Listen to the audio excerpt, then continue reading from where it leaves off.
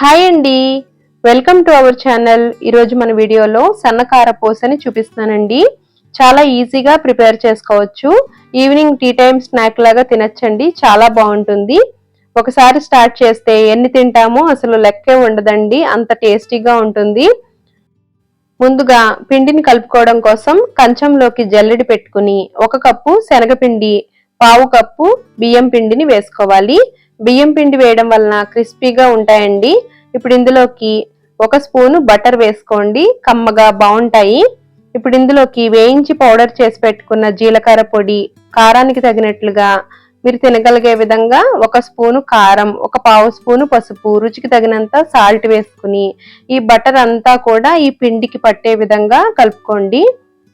Butter place లో మీరు గోరువెచ్చగా ఉన్న నెయ్యిని గాని లేదంటే నూనె గాని వేసుకోవచ్చు.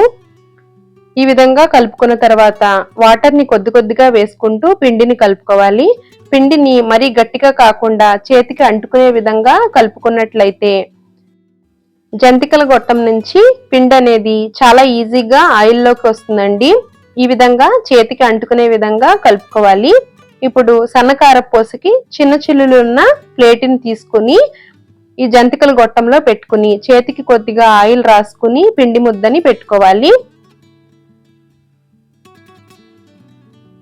ఇప్పుడు పైన మూత పెట్టేసుకుని వీడియోలో చూపించిన విధంగా జంతికల గొట్టాన్ని రెడీ చేసుకోవాలి.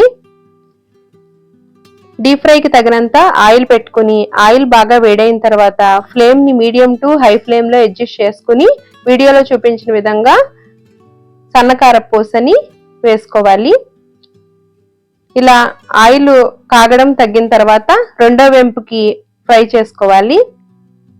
ఇదే విధంగా అన్ని సన్నకార పూసల్ని ఫ్రై చేసుకోవాలి. చాలా త్వరగా ఫ్రై అయిపోతాయండి, చూసుకుని ఫ్రై చేసుకోవాలి. మరీ వేడిగా ఉన్నట్లయితే ఫ్లేమ్ ని కొద్దిగా తగ్గించుకుని 1 నిమిషం ఉన్న తర్వాత ఫ్రై చేసుకోండి. ఇదే విధంగా అన్నిటినీ ఫ్రై చేసుకోవాలి. పైన ఫ్రై చేసి పెట్టుకున్న కరివేపాకుని వేసుకుని సర్వ్ చేసుకుంటే చాలా టేస్టీగా ఉంటుందండి. ఎన్ని తింటామో అసలు లెక్కే ఉండదండి, అంత రుచిగా ఉంటుంది. Thanks for watching.